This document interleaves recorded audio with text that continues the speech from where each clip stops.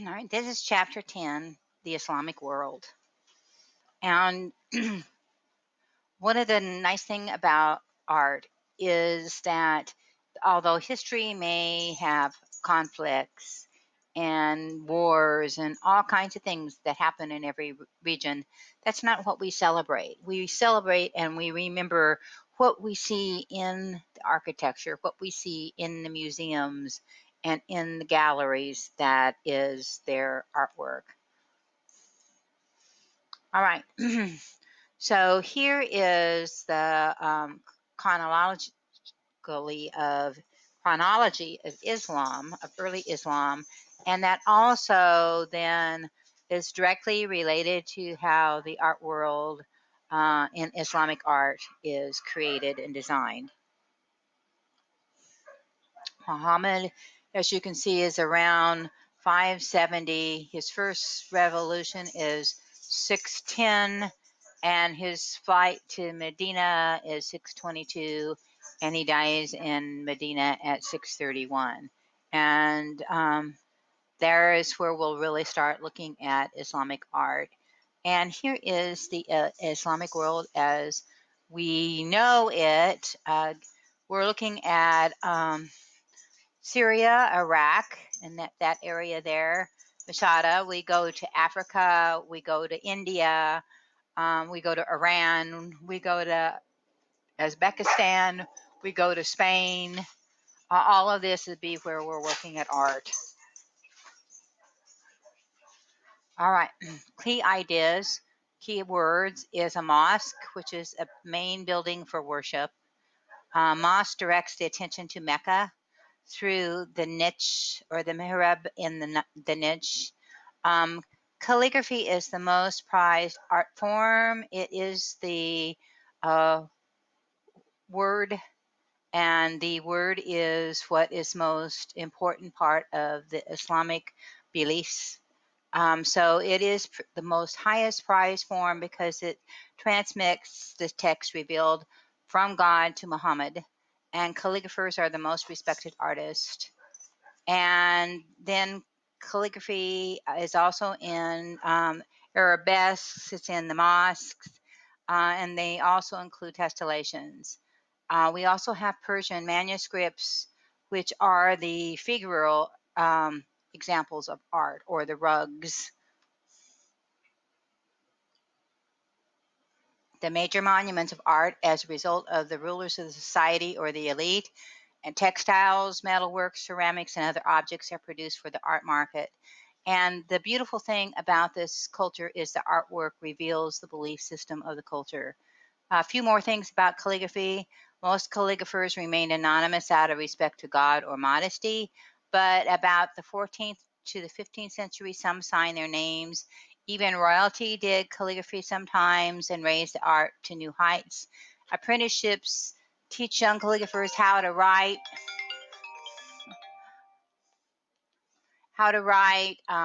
make ink, how to sit while writing.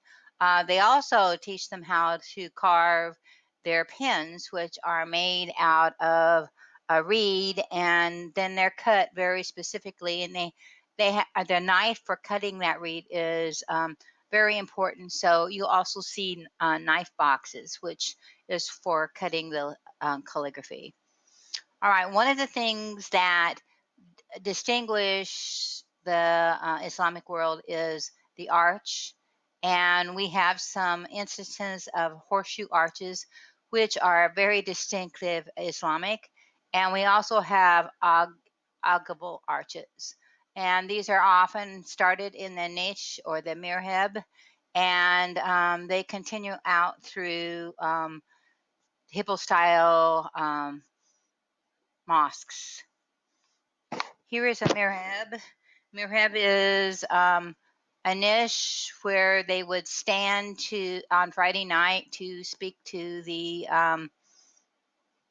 audience. I believe that that's the right place. There also is a niche facing towards Mecca, so that may be the mirhab. There are 5 pillars of Islam: faith, prayer, charity, fasting, and pilgrimage. And as you probably know, that the prayer is said 5 times a day, and the pilgrimage is done once in a lifetime. The differences between a Christian sacred space and an Islamic space is the decorative scheme is largely abstract rather than narrative, and that's where you'll see the calligraphy, the arabesque, and the tessellations. And there also will be the verse of the Quran all over the entire decorative scheme, and you don't see Christian or Hebrew word on temples and churches. There's profuse decoration inside and outside of almost all of them. There's one that I've looked at that the inside is just absolutely gorgeous, and it's hidden in kind of inside of a plain building, but mostly it's inside and outside, and they use ogival or pointed arches rather than round arches. All right, Islamic interaction between the Byzantium and the Byzantine artistic traditions follows their churches. In fact, they wanted to use the glass in their mosaics, and no one had any idea on how to do it. So they sent away to the Byzantine area and asked for people to come teach them how to make the glass and construct the mosaics.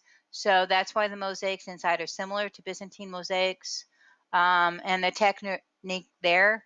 And the Quran inscriptions promote virtues of Islam, but the architecture and decoration are similar to Byzantine Christian, combined to reinterpret and create a new message for them.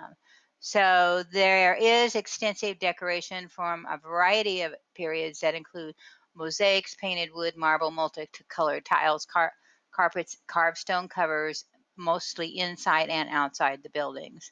Tessellations are repetition of geometric designs, and as artists, most of us study and learn how to do tessellations in design classes today, and we go back and look at Islamic traditions because no one, even MC Escher, no one has done anything nearly as beautiful as theirs. So their belief is that there is unity in multiplicity. So all of these designs were achieved with a straight edge and a compass. And Islamic mathematicians were thinkers of the highest order, using geometric elements to reinforce their ideas based on logic and clear design.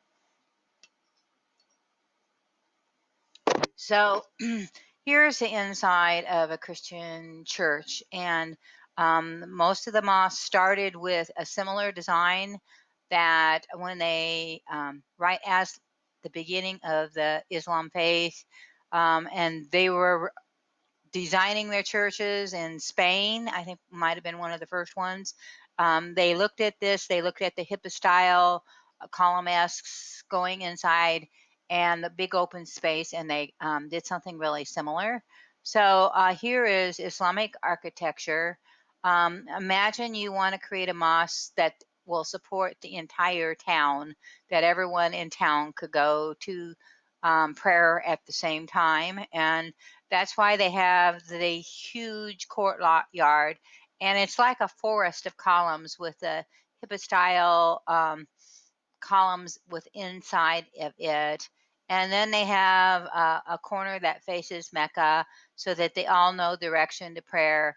And then they have a speaker on Friday night. So it's built to accommodate as many worshipers as possible in prostrate uh, position, because they kneel, put out the rugs, kneel, and um, face Mecca. So it's a communal prayer.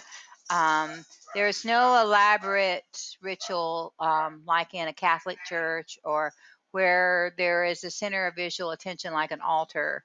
So it emphasizes horizontal rather than vertical that the Christian churches have.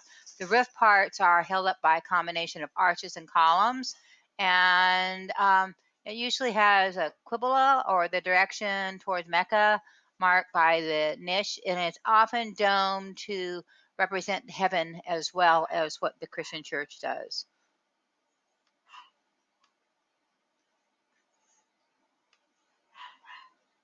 All right, other terms.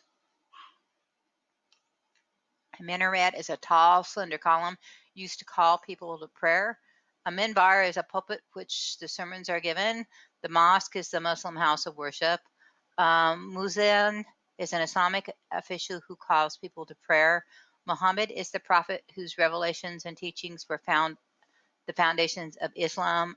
Muqarna is a honeycomb-like decoration that often applies in Islamic buildings to domes, niches, capitals, or vaults. The surface resembles intricate stalactites, and a qibla is a direction towards Mecca which Muslims face in prayer.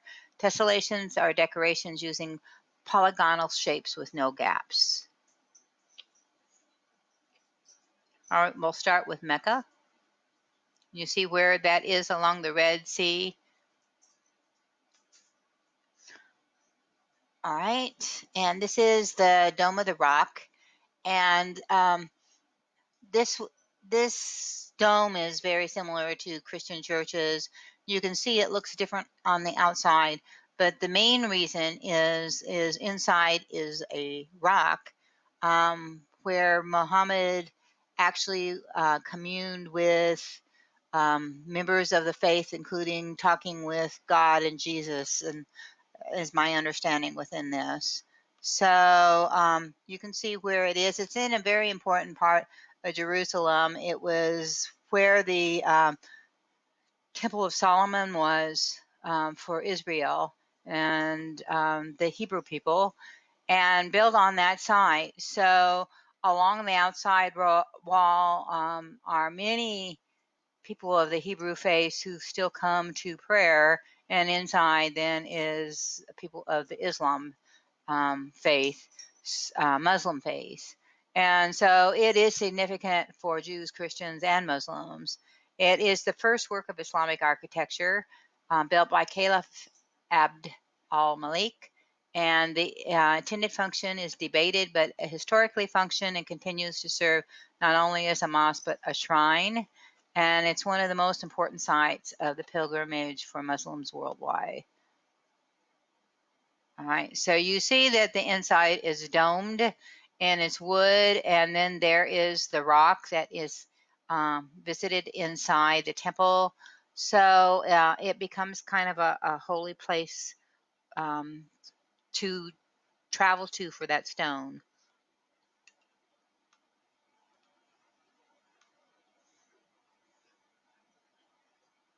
And it says there is where Muhammad began his miraculous journey to heaven.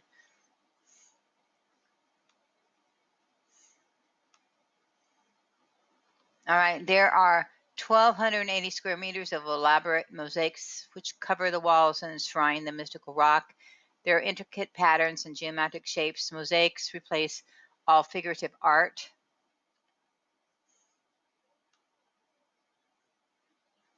All right, so at the top of the wall up here near the ceiling, you can see the calligraphy mosaics within the interior.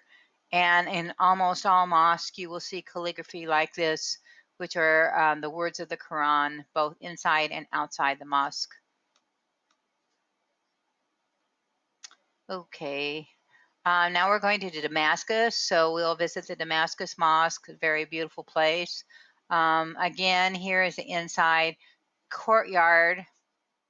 It's the earliest surviving stone mosque built between 705 and 715. It stands on the site of the first Hellenistic temple to Jupiter, and later the Church of St. John the Baptist. So there's still some of those Syro-Roman fragments in the structure that are from the earlier place. And so it encloses a relic that is honored by Muslims as well as Christians, and that's the head of John the Baptist.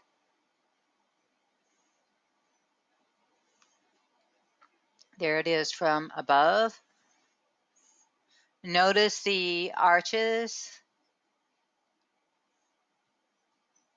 and there's a difference there between those and all the arches from Christian buildings. It's 330 feet long. surrounded by an arcade of arches supported by slender columns. The hall of worship runs the length of the south side of the mosque. So over underneath the dome there is the south side, and it is divided into 3 long aisles by rows of columns and arches. There is details of the inside, and that's what I talked about, how absolutely beautiful this is, that they were once covered more than an acre of mosaics and depict a fanciful landscape thought to be a Quranic paradise, but only fragments survive. It was destroyed by Timur in 1401 and rebuilt by the Arabs and damaged by fire in 1893. So although it's not restored to its original splendor, it's still very, very gorgeous and impressive.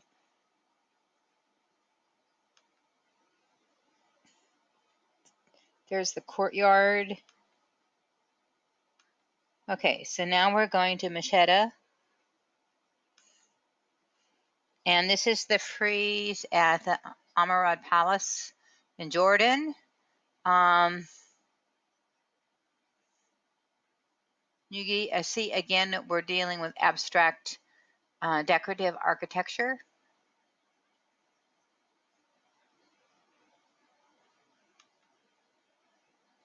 It has combinations of lotuses and pine cones, groups of animals such as griffins, lions, and oxen, mythical motifs, Cupid bearing a basket of grapes, birds, human-headed lion that express the power of wisdom, lions drinking from an urn out of which grows the tree of life.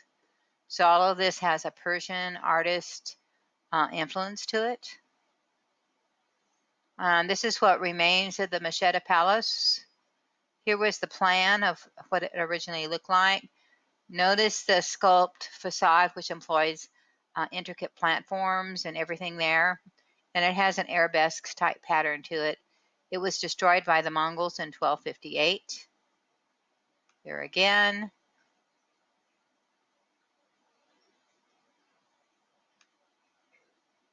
That's what it originally was supposed to have looked like. You can see how beautiful that is close up. All right, so we're going to Tunisia. And this is known as the Great Mosque of Kairouan. It's a hypostyle mosque that also reflects how pre-Islamic and early Islamic art motifs were incorporated into the architecture there in North Africa. So outside does not look like many of the other mosques that we've seen. In the late 9th century, another ruler embellished the courtyard entrance to the prayer space and added a dome over the central portal. And the dome emphasizes the places of the mihrab or prayer niche. And so there you see the dome there and the dome on the other side. So there is the aerial view again. Of course, all mosques face Mecca. There is the hypostyle in structure. So every place that you see all the black, larger black dots is a column. So it is almost like being outside, inside, if you think of the columns as trees. All right, so now we're going to Samaria. And this is the Malouet minaret of the Great Mosque of Samaria. The Great Mosque of Samaria was for a time the largest mosque in the world, and its minaret, the Malouaya Tower, has a spiraling cone of 171 feet high and 108 feet wide with a spiral ramp. It's the twisted minaret, or the sea-sail minaret, was connected to a mosque with a bridge. Isn't that amazing? And there's what it looks like. You can see the height as it's being used to call to prayer. It's definitely visible from great distances around the area. So it makes a small, really strong statement to the presence of Islam there. Right now we're going to Uzbekistan and Bukhara. And this is a mausoleum of the Samids in Bukhara, Uzbekistan. And this is unusual because of the shape of its building. What shape do you see? Oh, you can see. It's considered one of the iconic examples of early Islamic architecture. It's perfectly symmetrical and compact in size, yet it's monumental in its structure. It also introduced a medieval dome in the area. It's a circular dome, middle mini dome. It has pointed arches and intricate geometric designs. Okay, now we're going to Cordoba, Spain, and see the Cordoba Mosque. And this prayer hall and this great mosque of Cordoba, Spain is the only one that I've seen of its type. It again is a hippo style, but it using horseshoe style arches. And it's a horseshoe because see the curvature coming back in. So that adaptation comes from Visigoths. And you can see outside what the building looks like. So it's a mini large roof building in the middle of the city. And you can see all the double arch columns and the alternating bands of color.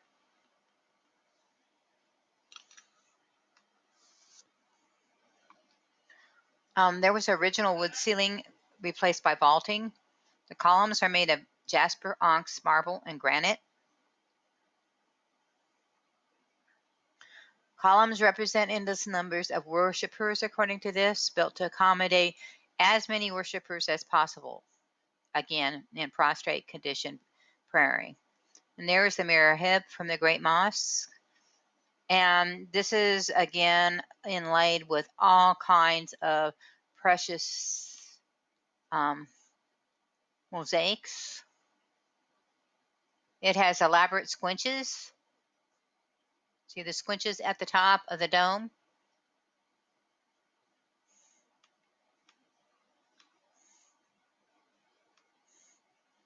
And there's the entrance. And again, you see the decorative horseshoe style arches at the top as well as right there. And there's kind of a very decorative arch over each of the window decorations there as well. Now, this is what I think is the more incredible thing here is carvings like this. This is a 10th or 11th century ivory plaque. And again, filled with all of the things from nature.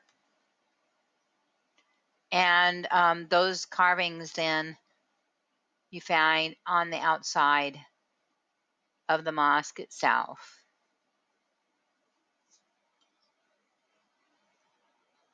These are called multi-lobed arches.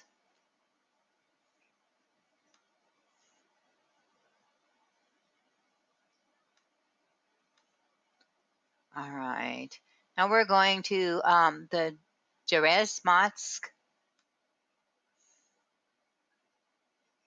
in Granada, Spain. Called, actually, we're going to the Court of the Lions in Granada, Spain, in the Alhambra Palace. And see the lions there in the middle. And again, look at the beautiful carvings on the outside. And there it is at night, all lit up. And the Alhambra was the palace of Nasserid sultans in southern Spain. And it has light, airy interiors, 16 windows at the top of the hall, and it dissolves into a honeycomb of stalactites that dangle from the ceilings. See all the stalactites up there. Highly sophisticated decorative architecture. Isn't that incredible?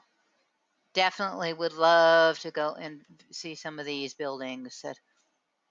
All right, now we're going to Cairo, Egypt. And this is the Madrasa Mosque Mausoleum Complex of the Sultan Hassan, looking northwest.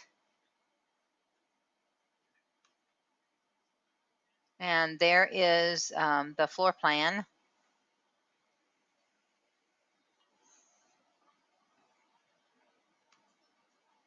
I think we will end here.